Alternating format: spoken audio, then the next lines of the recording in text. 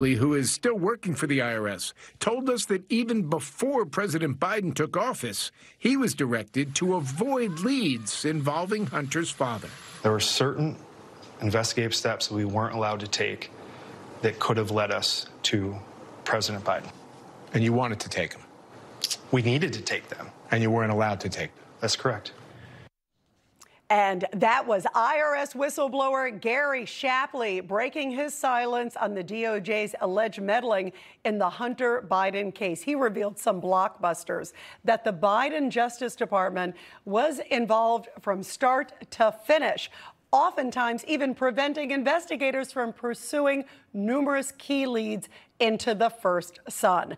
And joining us now is former White House advisor for the Trump administration and host of the Gorka Reality Check, Dr. Sebastian Gorka.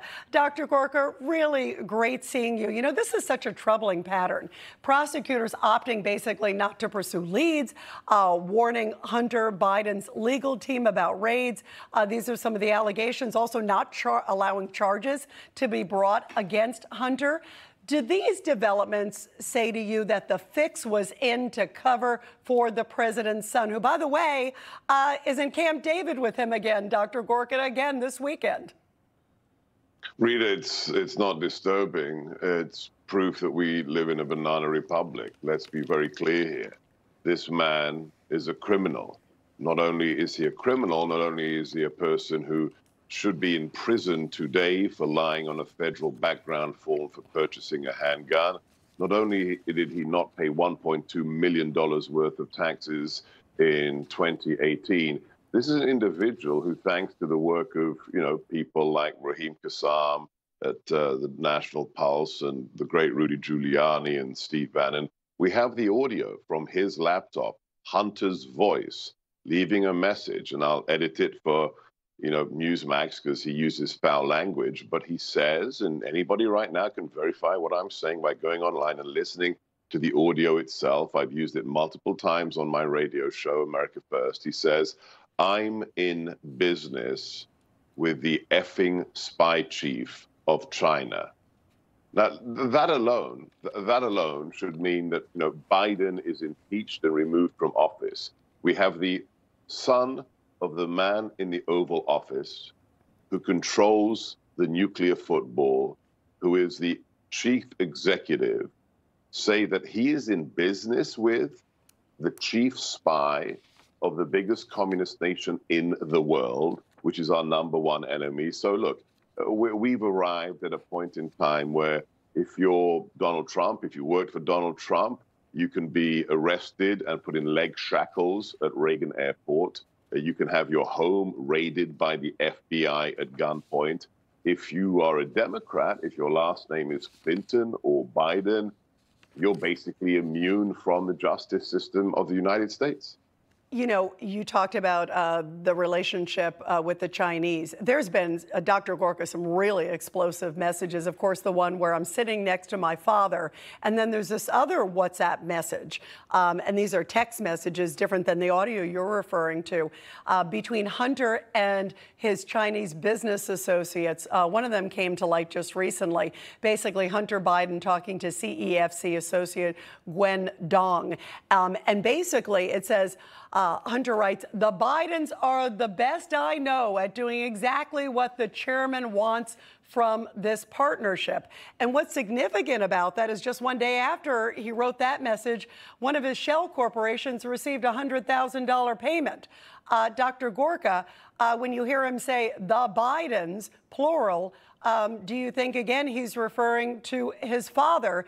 And again, it goes back to that other message saying, "I'm sitting next to my father." That one had several references. Again, we don't know if the father was physically sitting there because the FBI basically wasn't allowed to look into it and use the GPS to track it.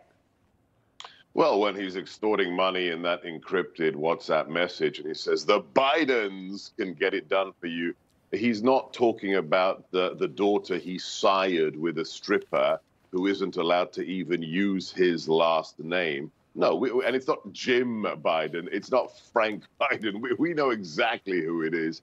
It's the big man, the guy who gets 10%. There's another, again, people need to do their homework. there's another message on Hunter Biden's laptop, a voicemail he left for his family, where he says, at least you don't have to live like I do and give half of your income to your father. Sorry? Excuse me? What? Income from what? This man is a drug addict who likes to use Russian prostitutes. He was kicked out of the army out of the Navy because he failed his first ever drug test. What did he make those millions of dollars out of? This is one of the questions I think Chairman Comer and Jim Jordan have asked again and again and again. What business are the Bidens in? What product do they provide? What service do they provide to have mansions, to have the Corvettes, to have, all of this wealth? We know what it is. It's access. It's U.S. policy. That's what they sell. That's called corruption. And it's about time, Chairman Comer, if you're listening, that you subpoenaed Hunter Biden. And by the way, I talked with Chairman Comer this week, and he was telling me that that is the plan, at least to first ask Hunter Biden eventually to come in, because you're right. I mean, put these people under oath, and also put all these other people, Sebastian, too, who he's also claiming to have ties with, but also separately, look at all the ones that the IRS whistleblowers have corroboration with. They have the person who worked underneath Gary Shapley, and then there's these others that are in the email strain. Put them under oath, see where the truth is. I agree. I think it's important for the American public. I also want to get your reaction, Dr. Gorka, to President Biden in the middle of all this. As you point out, he continues to say he doesn't know any of the business partners. His son's the smartest guy he knows. It's almost like how can I be bothered?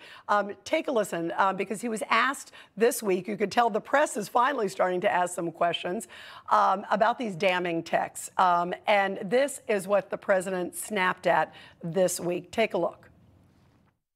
President Biden, how involved were you in your son's Chinese shakedown text message? Were you sitting there? Were you involved? No, I wasn't. And I don't know. Were you? No.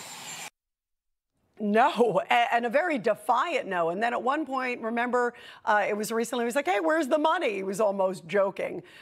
Do you think he's going to be able to continue denying and ignoring this? It's irrelevant. It's utterly irrelevant. We have the proof that that's a lie. Again, look up for yourself. He says, I've never discussed Hunter Biden's business with him. Well, then why are there photographs on the internet right now of the president with his son and the CEO of Burisma on a golf course?